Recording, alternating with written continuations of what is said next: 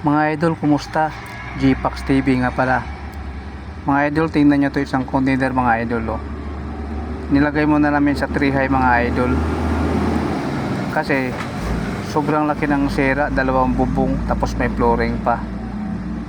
Kasi pag yan ang unahin namin mga idol, pag gagawin namin yan, di namin matapos ang araw yan.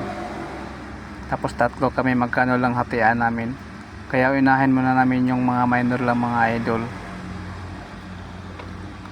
Kasi sa latag namin na 7, matapos namin yan maghapon pag minor lang.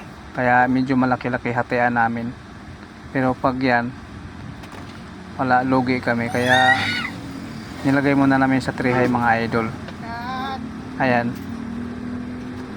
Saka namin gawin yan pag dumating na yung materialis na request namin na bubong. Hindi pa kasi dumating eh. Pero na-request na kami sa opisina.